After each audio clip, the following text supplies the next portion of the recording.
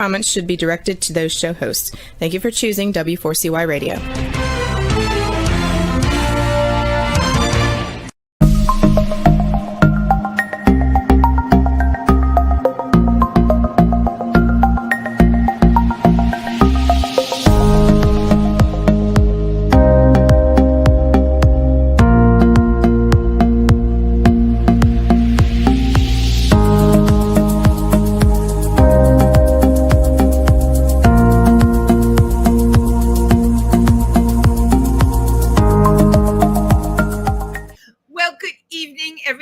And welcome to Triversity Talk.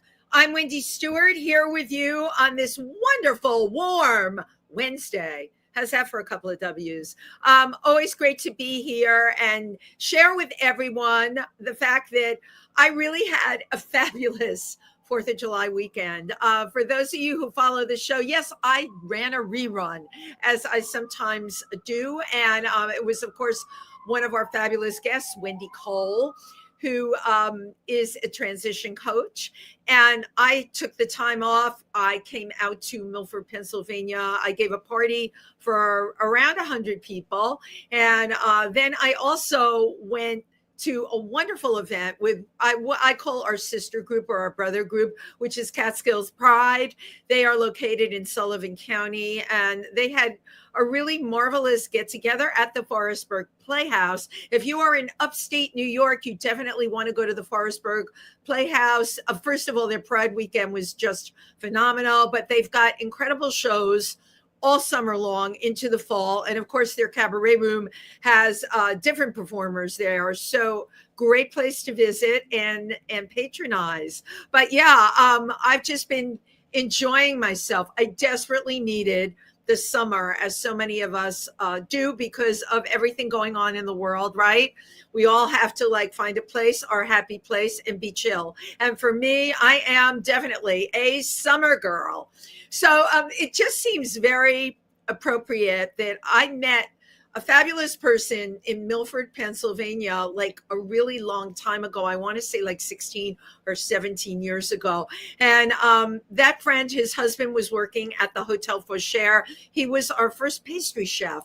And his husband's name is Deth, D-E-T-H. He's from Laos. And my friend's name is Skip. And he was sitting at the bar in the Hotel Fauchère. And we just, of course, hit it off like a house on fire. Well, Skip is my connector friend. That's what I call him. And no matter where he goes in the world or where he lives, we are always in touch. Well, I was so happy that he came up to New York a couple of weeks ago, and I was able to reconnect with our guest tonight. You know, we all meet so many people that sometimes we lose track of who we know and just how fabulous they are. Our guest tonight is a published poet who's performed their work at the Bowery Poetry Club, Poetry Project, the Studio Museum of Harlem, amongst others. He is an adjunct lecturer of English and creative writing at Borough of Manhattan Community College. Many of you know BMCC, which is part of the amazing CUNY education system. And I am here to celebrate him tonight because he just came out with a debut collection of poetry that you can get on Get Fresh Books. Love that title. The book is called Daddy Show. That grabs you right away. Please put your hands together for Bakar Wilson. Hello, Wendy. Hello. Oh my God, it's so good to see you again. It's great to see. I know, again, right? Yes, again, excellent. How could we be so lucky? So we were so lucky to connect over, like you, I'm very multicultural, and I love to reach out to different groups. And we were lucky enough to be at B. Vang's show that was at the Pan Asian Repertory Theater, which was absolutely phenomenal. I hope B is tuning in tonight. But it was so great to see you again. It had been a really long time. Yeah, it'd been I think 15 years since the last time we saw each other. So it was PP, pre-pandemic. It was, yes, definitely pre-pandemic, yes. Because the whole world changed, right? After that. Bakar, we're lucky we're here. We're like, we're I streaming. know. We're like, pinch yourself. It's all still going on. And it was so great to hear what you were up to that night. It was a very creatively fulfilling evening. And It was, and B's one man show was great. I just want to say that as well. B is a one-man show. And now Yeah, B is in running, is it the Asian Film Festival out of Minnesota? yeah, I think it's in Minneapolis. Yeah, I think so. Minneapolis, Yeah. Minnesota, and is Hmm. creative director. Yep. It's you know what? It's so great watching your friends move forward, right? And Hmm. especially when they're creatives and they do successful things. Because I think when you're a creative person, I really think it's twice as hard, right? So when you told me you had a debut poetry collection, I was so excited for you. Thank you. Yeah, I mean, it just happens. The publication date was April 1st. So yes, it's still So wait, new in I the love that world. you had it come out on April Fool's Day. But also it's the first day of National Poetry Month as well. No, it is right. Yeah. No, So you're it's right. that Now too. that you mention that, you are absolutely right because I Yeah. know a number of poets and that is the truth. But I immediately thought April Fool's Day, interesting date to pick. Maybe there's something in a poem in that. But congratulations. How long was the book in the making? Um, Probably really, I mean, it took me about 12 years to write, like, because I had definitely had to, because it's a very personal book. I did have to go through some therapy first to, deal with some of the trauma that I dealt with as a child. Right. There is talk of, childhood sexual abuse in the book, by my stepdad. So those are things that appear there. So yeah, it was a process for sure. Well, no, that's an incredible process. And I have to ask you, what made you feel ready enough to do this now? You're saying 12 years, you were sitting on this. What made you feel like you could launch it now and share your feelings with people like this? Well, I knew that I wanted this book to be my first book, but I knew I had to write about the abuse, which was very personal and hard. And so, I mean, I did go through, I mean, I was in therapy for like 12 years, like while writing and developing this book. So, um, and I do thank my therapist in the book, Yeah. and I sent her a copy, Oh, like can we call out the your therapist's name and thank them on air? her name's Martine, yes, and yeah, Martine. Yeah. Thank yeah. you. But yeah, so that was pretty much the process. But I knew I had to get this out first, and I would call it like somewhat of a poetic memoir, if you will. Um, but yeah, like it was. I feel like now that I've gotten this done, I can go ahead and really and move on to the next project that I'm working on. So. Right. Did you feel when you finished this and got it published in April, like was it cathartic for you? Oh, very much so. Yes, Yeah. very cathartic. Yeah. Do you Mhm. think that when one takes and either writes a book, whether it's a collection of poetry or short stories or a novel, um, do you think it can heal the trauma we go through as people?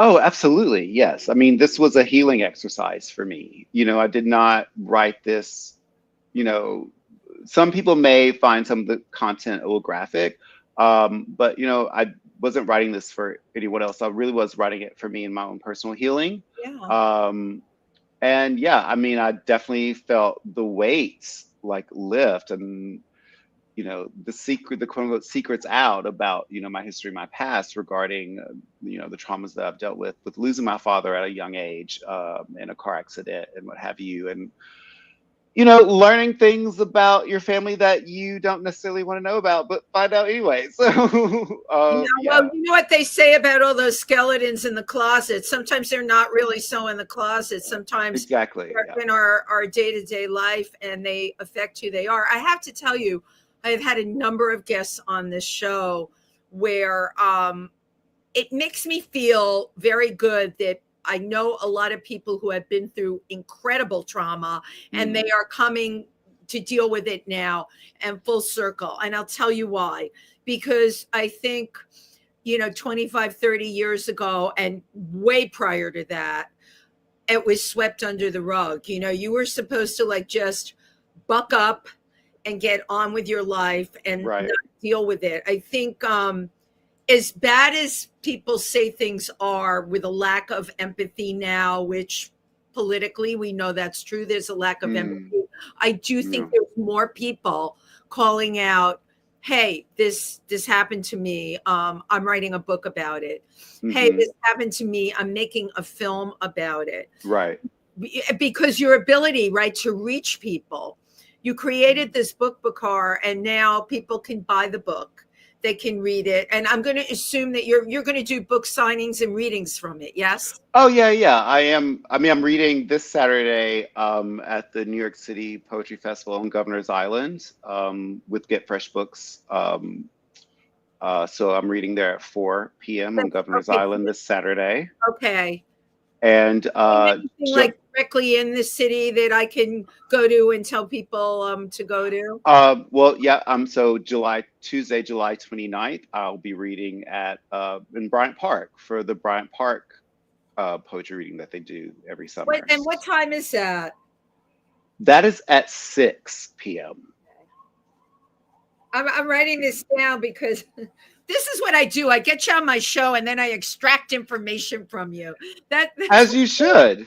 Well, you know why that's good? Because then As you should. Friends of mine, they do this, they do that. And I'm like, why didn't you like let me know? A lot of people are not great at promoting what they do. Like I'm actually very bad at promoting. You're really bad at it. Yeah.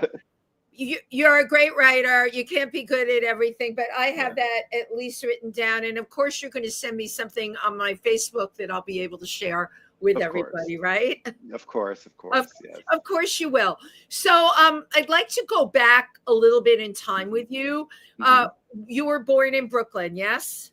No, I was born in Tennessee, actually. You were born in Tennessee. Yes, I was born in Jackson, Tennessee, grew up in Bethel Springs, Tennessee. Which is in West Tennessee, about an hour and a half, 2 hours northeast of Memphis, Tennessee, where I would eventually graduate from high school. So when I was 15, we moved from Bethel Springs, a very small town, and moved to Memphis. And right, which was, how was that for you? It was a really good thing? Yeah, I mean, it was good to... Memphis, Bethel Springs is a very small town, and I loved growing up there. I had a great childhood there, but I definitely am a city person. I love cities, hence why I moved to New York. Of course, and I just like, so Brooklyn, meaning like you're a New Yorker, like I'm a New Yorker. Yeah, I mean, I've been in New York for over 23 years now. So, do you know there's people that have been in New York your amount of time that have come from the South? I know, I'm friends with them, and they still like 40 years in New York, and they're still so Southern when they speak. Oh yeah. I also have Southern friends that are longtime New Yorkers now.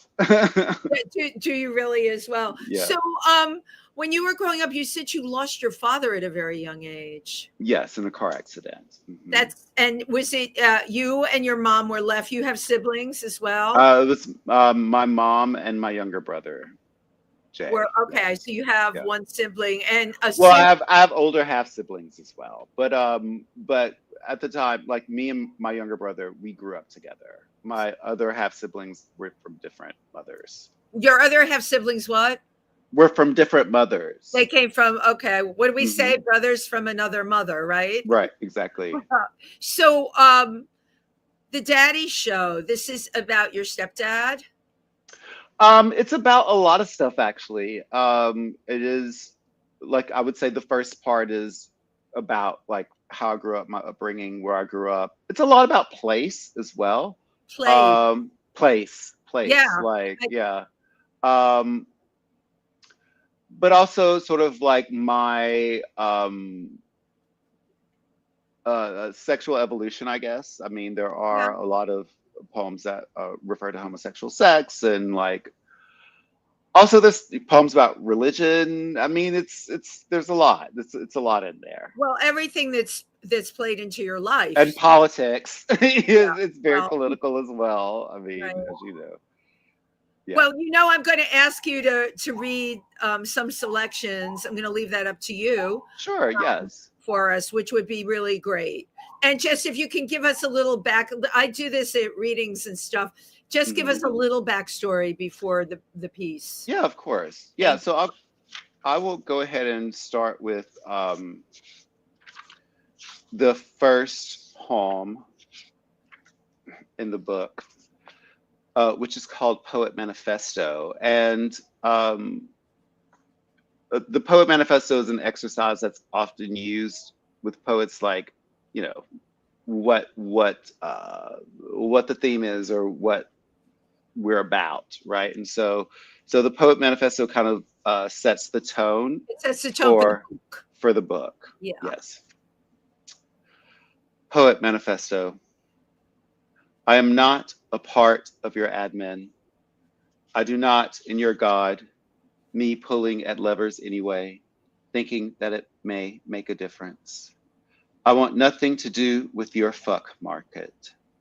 I, she, he is a citizen, a ruling despot. When you stop killing people who look, fuck like me, this country is a fucking, I abstain. Americana concepts sold to everyone, so only a few prosper. I intend to queer your ink, a Paul, a Jezebel, no, rent boy, is plotting our ultimate demise. So, wow. Yeah. That is, first of all, that phrase, I intend to queer. Yeah. Yeah. Brilliant, because it takes queer, a noun, and uses it as a verb, which is really amazing. I love your use of words in this. Obviously, it's your political pushback to what's going on. It's so interesting. A lot of the poems in here, like this poem, for instance, I wrote during this administration's first time. Yeah. A lot of the poems, like there are COVID poems in here that were written during that time. And it's just interesting now that that administration is back and these poems are still relevant, unfortunately. It's completely horrifying to me that they are like, I feel like we never got out of the first round. And there was the first round, then there was COVID interspersed with the first round. Right.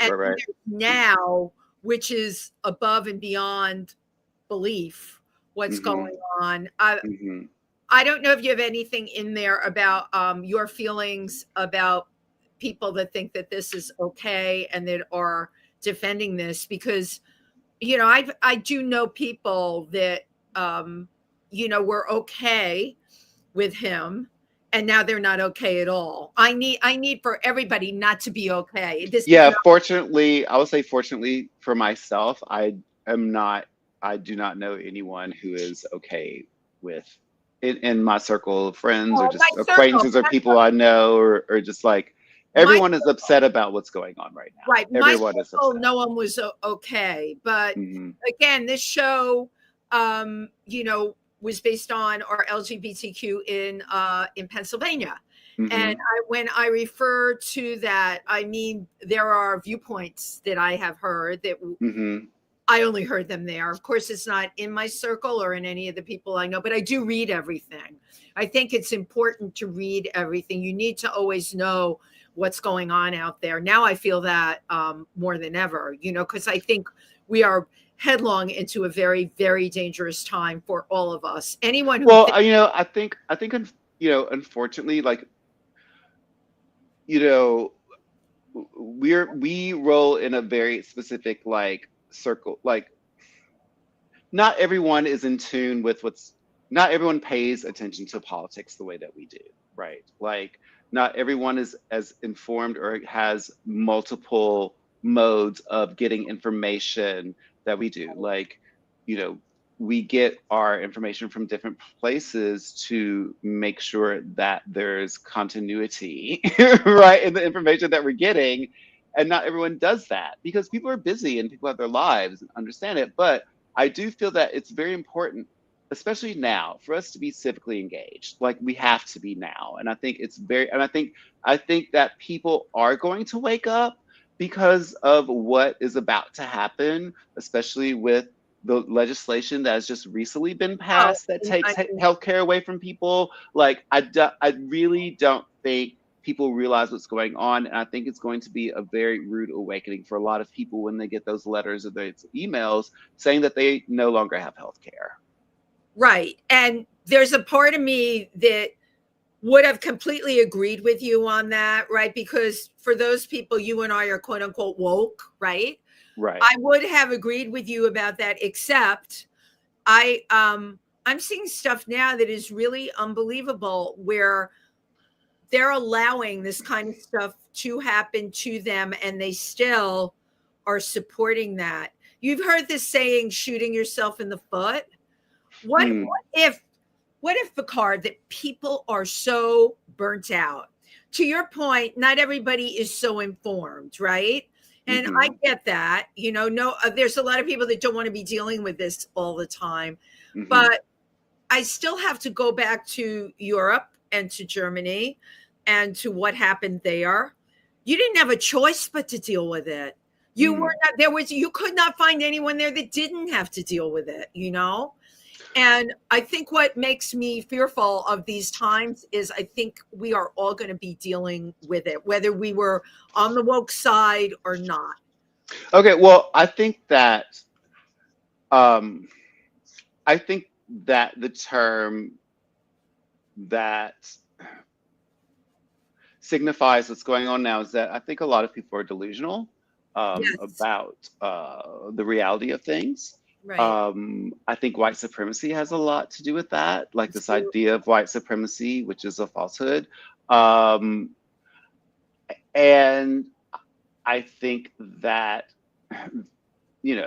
the fear mongering and the othering that happens really harms all of us in the end, like regardless if, you're white, straight, what have you. Like when you think of, again, I'm just going back to healthcare and these Medicaid cuts, like, Mississippi's going to be affected, Alabama, Louisiana. These Oh my are God. places, these are red states with Absolutely. white SNAP, people. EBT, food Snap, like stamps, white people all are of it. going to suffer as well. White people are going Yeah. to suffer as well because of these choices. And so I think that has to be acknowledged, Yeah. you know. Mhm. Yeah, I totally agree with you. The saying, the handwriting on the wall is there. You know, Protesting, and I'm able to do a lot in the LGBTQ community, Mhm. but I wish I could do a lot more. I really wish for everyone who could lose their hormones that we could have like private hormones sent to people. You know what I'm saying? I wish Mhm. we could find a workaround beyond what's going to be coming down the pike. I I mean, there's mean, who's to say that people aren't working on that now? I mean, we don't right. know. And you probably know people as I do that are working on that right now. And I Mhm. guess that's where my hope lies, right? Mhm. Because Mhm. I don't have a lot of hope in anything else. And Well, I mean, I am an optimist. I do think that we should stay hopeful. Like, I think we should still have hope, because we're still here. First of all, we're we're still still here. here, right? We're still COVID didn't here. get us. COVID didn't get us. Like, what's happening in Texas right now with the flood that happened. People like they're, like there's real loss happening, and so but we're still here, and so there are still things that we Right. can do to continue to fight, to continue to resist, to continue to be subversive, to the status quo that is really truly like oppressing us. No, you're right about that. I'm glad you brought up what happened in Texas because Hmm. the denial factor, that there were warnings and all of that, and Hmm. so many people died in a flood, excuse me, right near Austin. Come Hmm. on. Yeah, yeah. Really unfortunate. It is really unfortunate. It is really tragic. As you know, a lot of them were young campers. Hmm. And, what I don't like about the media, though, Bakar, like, I'm glad you brought it up, but 2 weeks from now, I don't think you're even going to hear anything about it. It's kind of like, what's gone on in Gaza. Some days it's in the news, some Hmm. days it's not.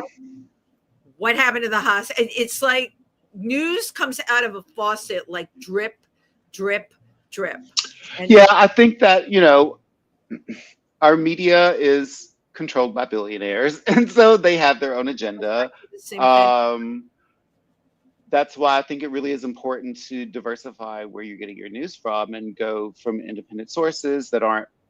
I mean, you can bring up the Washington Post, or even the New York Times too, or excuse me, like, these are conglomerates, and that's why I think it's important to diversify where you're getting your news, because yeah, like, there is going to always be a slant to things, and so I think that's the importance of having critical thinking skills, right? It's to be able to, like, distinguish between facts, or like do your research, figuring out like what's true and what's not. So now the professor and you just came out. You are 100. No, Excuse let's me. talk about that. Let's talk about in universities. My daughter went to a school that was all about critical thinking. Um, the school I went to wasn't. I went to SUNY Binghamton, great college. Uh-huh. Was not about critical thinking. It was about a lot of other things. But when I went there, right, you never heard that phraseology. But okay, so you're teaching kids, right? College Yeah.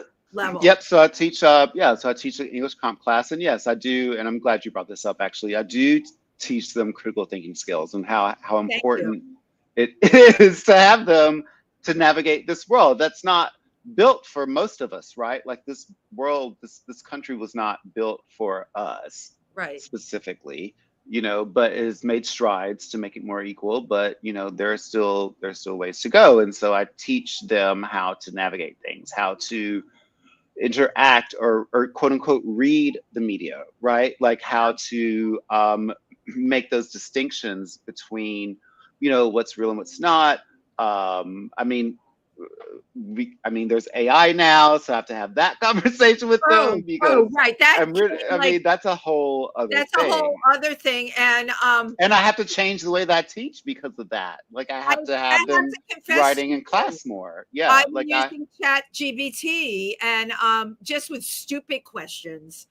Like I have a female rabbit that's building a nest. I know this is really stupid, but I no. couldn't find anywhere Googling like why would a rabbit suddenly start to build a nest in an apartment? She's running through the apartment with my sheets. Uh-huh. She's got paper towels. It's crazy.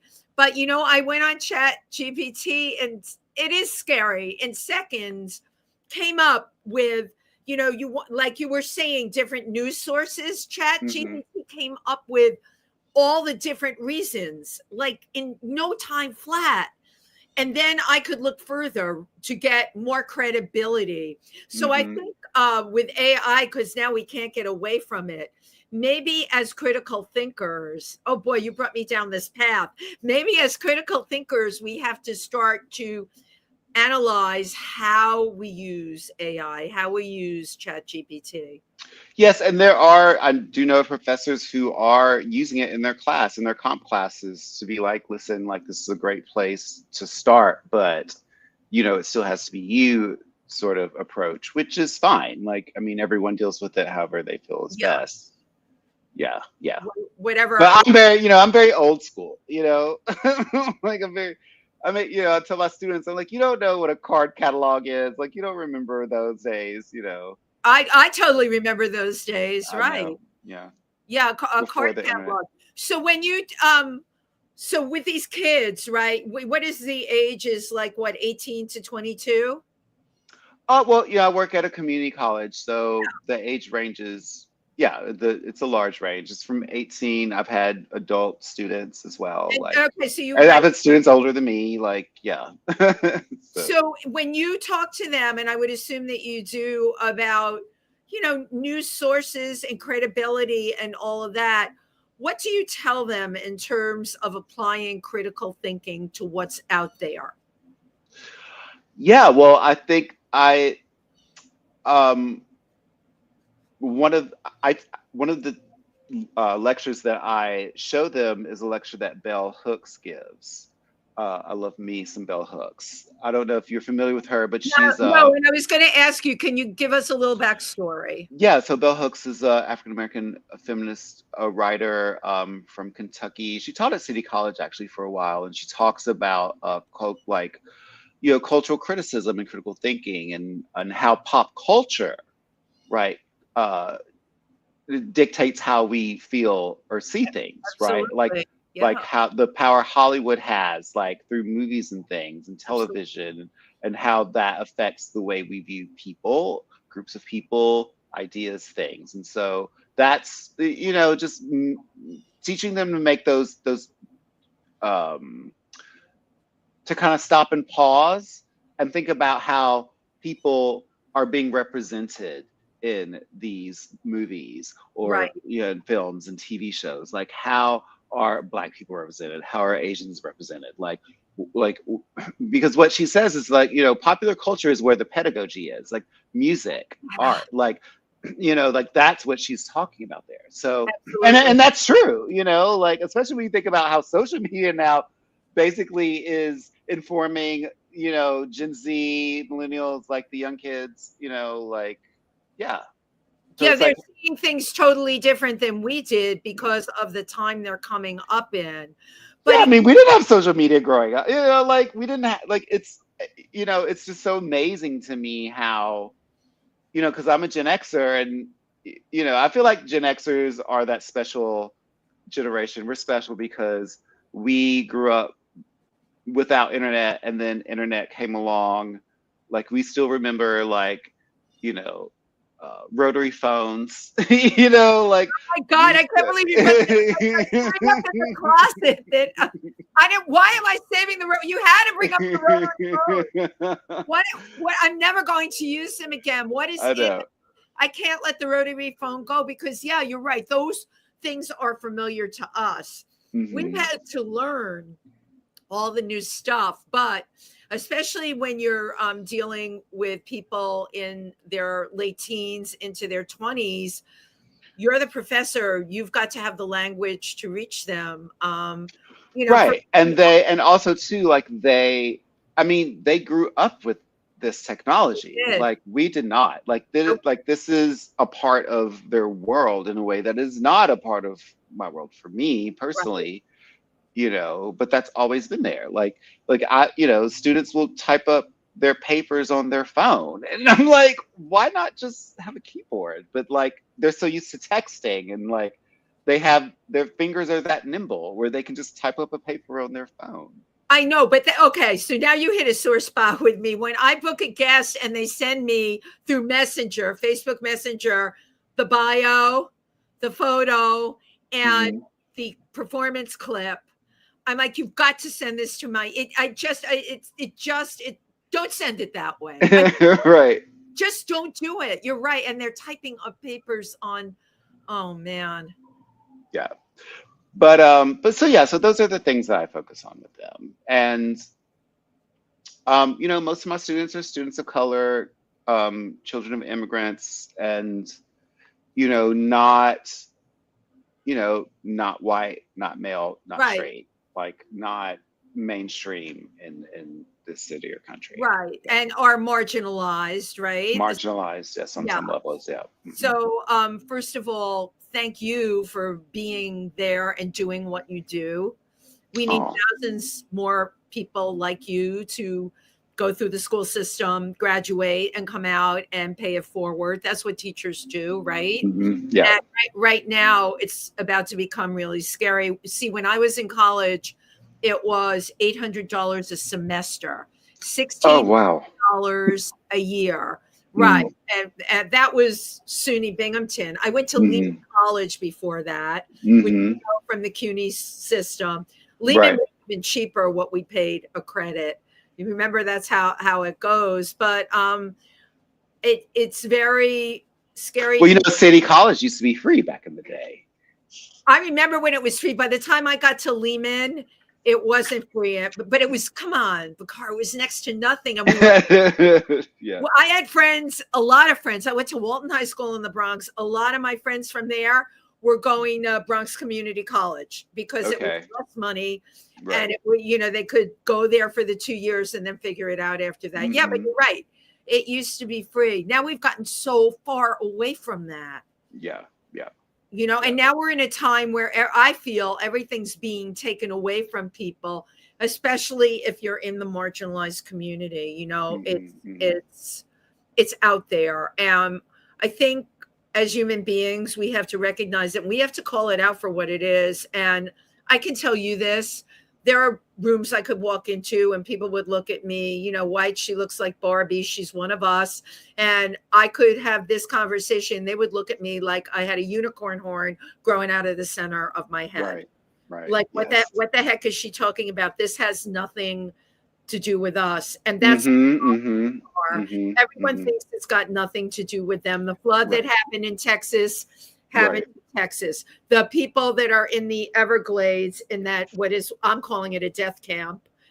That's got nothing to do with them. Now 3 days you haven't heard anything about that. Now we've just been hearing about the flood. We all have a responsibility as people. And you know what? You as a teacher have taken on that responsibility. I mean, there are kids whose lives that you have influenced for the rest of their life. Yeah. I do realize that. And I love teaching, and I come from a long line of teachers. My mother was a teacher. Her parents were teachers, her siblings. So it really does run in the family. Yeah. Wow. And I come from, my mother was in beauty pageants. I grew up around, my mother was runner-up in the Miss America pageant. That's what I grew up with. Well, yeah. I had friends actually in Tennessee who were in beauty pageants. Well, my cousin was in beauty pageants as well. So yeah, it's crazy. A culture or two down south. Yeah, really. So I'd like you to choose something else to read that you want to share tonight. Yeah, well, I actually would just turn to, since we're talking about America right now, this poem in here that's titled American Logic. They say that here you can do anything, so they say. You can come here and sweat if you want. Dreams are made of what you conquered that day, things you plundered or whatnot. You have to know what you want, otherwise you'll be pushed to the side, marginalized maybe, thinking about how you can squeeze your way in without being detained. At this moment, however, a virus rages like hurricanes in a warm ocean. It overtakes bodies and declares them colonized, mostly bodies of color, of course, because that's the way it goes. The irrational is rational, is spreading disease and poverty among its most vulnerable. In America, we vote in our worst interests. We punish the poor. We love the things that destroy us. We have to have everything that others do not. So fulfilling. We want to be filled with all the materials, grace, and admiration that Jesus will allow us. If you don't believe in Jesus, you're problematic. Everyone must believe in God, but you must also believe in Jesus and how he lived. We don't live as Jesus lived. We laud his life as aspirational, yet continue to shit on others. Oh well, what are you going to do? It's not my fault. I did the best I could. This isn't my problem. It's yours. Maybe someday those people will learn. Ooh. So Jesus as aspirational. Absolutely. And what we were just talking about, and also it's also a COVID poem. I wrote that during COVID. specifically when we were on lockdown. Yeah, with the virus, but you can take that it. I virus. thought about that when you were reading, and Mm-hmm. I can see that. But you can also take it. The virus it is in this country right now. I mean, every day there is another like horrific. There's so many horrific things. In the beginning, I was super reactive to it.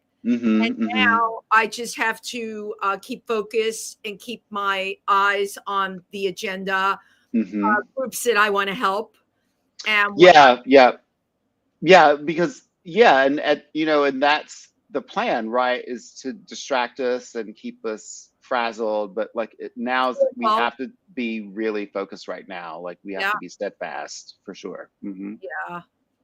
Do you find that the fact that you created the poems in this book, that this is now giving you strength and motivation to move forward in these times? Oh yes, absolutely, absolutely, yes.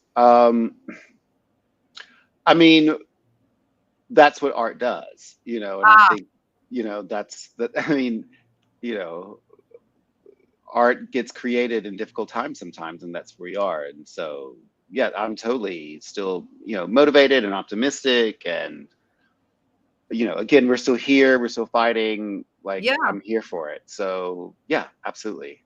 But Mhm. you know, you are also doing something about it. I feel that being a teacher is very empowering. You know, for me, Mhm. I'm a communicator.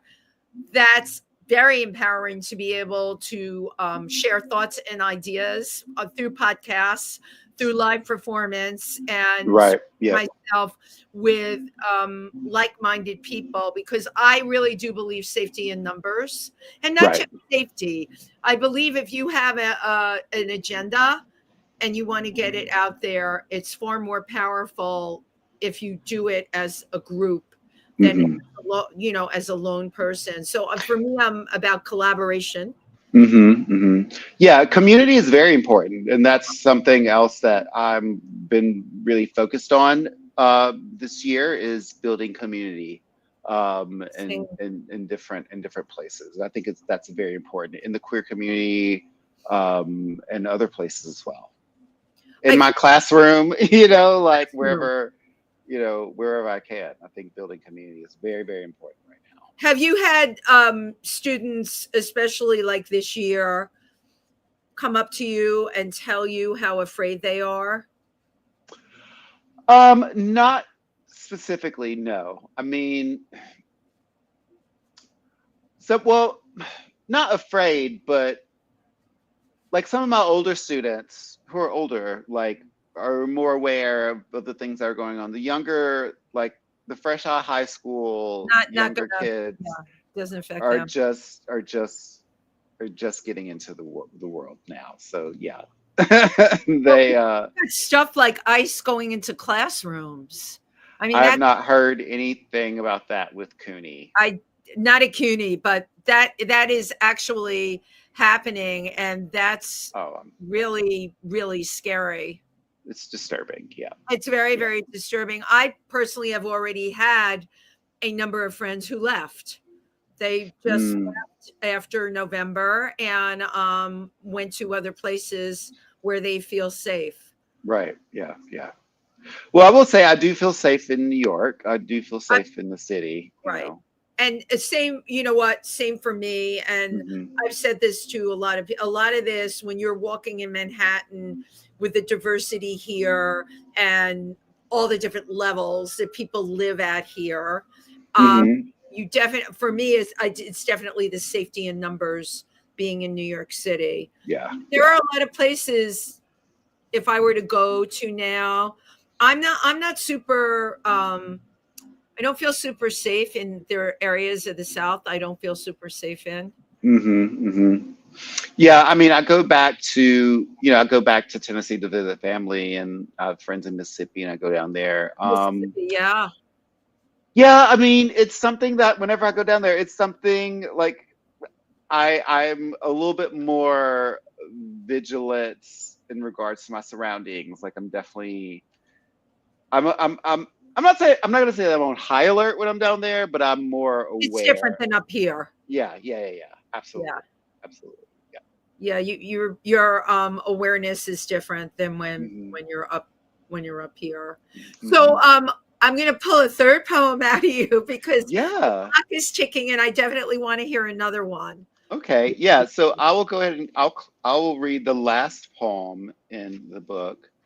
Um, and this is also a COVID poem. This is a poem that I wrote during when we were on lockdown here.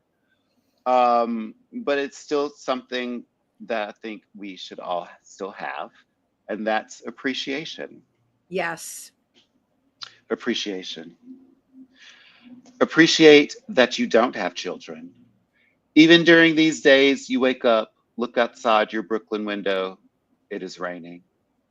The planet spins on its axis, wobbles a bit. It is quieter now. You should appreciate that time is nothing anymore. You're safe, taken care of. The books have always been neatly stacked on the floor. Still can't choose a bookcase. The bed seduces you again. The life of Riley is what Grandpa always said, the hills he walked in snow. You should appreciate the fact that you go around collecting people. At least you used to out on those streets coerced into being yours. You don't even remember how you did it. Owned by your body and not someone else's. Pace and sigh. You'll get out of here someday. Yeah. That really sums up, and that is were your feelings during COVID. Yeah. I mean, I was, in my apartment by myself, just pacing, pacing and You thinking. paced. Okay, I thought a lot, and it made me start creating a lot of projects because for me, COVID was a total and complete loss of control, and I Hmm. couldn't handle that. First of all, Yeah. I couldn't handle. I still can't handle Bakar that it happened in the first place because Right. I've Yes. worked in Africa in areas where there was Ebola, and they had it so much more together. I could not wrap Hmm. my head around the fact that not just the United States, but the world, this thing came and took us all out. I mean, we're still not dealing with the fact that a gazillion people died. We are not Hmm. dealing with the fact in the United States of America, so Hmm. many people died. You're not hearing about it. We're Right. still, Right. And people are still dying. I mean, people thank are. you. It's still Yeah. out there. I mean, It's still people, out there. Yeah. right. It's still out there. And I don't know. I'm still not okay with the fact that to me, we should have billboards that say, "Are you still struggling with feelings from COVID?" I'm still struggling with them. And Yeah. there's a number you can call and a person that you can talk to because in my head, it's still not right that this happened. And it's still happening. Right. Right. Yeah. Yeah. You Yeah. know, it's not as many people. We've learned how to quote unquote deal with it. But, I'm on the subway all the time and I'm like, look at all these people with masks on. They have to have Right. masks on. And then, And also people who have long COVID. I mean, like there's still, absolutely. people who have long COVID, Right. who are still suffering. Thank you for pointing that out. But you know what? Yeah. We're just going to go merrily on our way and get rid of vaccinations. And today I read that measles has hit an all-time high, Of something that course. Of course. of course. And it's like, you know what? You and I have to soldier forward. And we will. We will. And we Absolutely. shall and create art and Yep. try and bring joy into the world through what we do. Yeah. Yes, absolutely. Well, thank you so much. I'm so excited that we reconnected. Me And too. I'm writing down July 29th that you're going to be at Bryant Park at 6 p.m. And I Hmm. want to get that out there to everybody. And Daddy Stories is available now. Can they Daddy people show. Daddy Daddy show. Show, sorry. Is that can you get that at Amazon or only So Get Fresh Books has their website, getfreshbooks.org. You can order it okay. there. You can also order it Barnes and Noble. Okay, so let Barnes me and Noble's website and is available on Amazon as well. okay. So that gives you a lot of sources to go to. And I have to order a copy of it too. My stack of books, as you can well imagine, from future guests, past guests. Like you'll be a past Uh-huh. guest, and I'll just be reading your book like a month from now. That's okay. I read But a lot of books during COVID. I would like to do one more thing before I go. mhm. I always take a picture of my guest. Okay. So I like taking them on the computer. Okay, right to the camera. Thank you Yeah, yeah. so much. Excellent. Thank And you I so much, Wendy, for having me. This is really great. A great Okay, and conversation. thank you everybody who tuned in tonight. Have a really great rest of week. We made it through Hump Day. Yes. Bye bye, everybody. Thank you.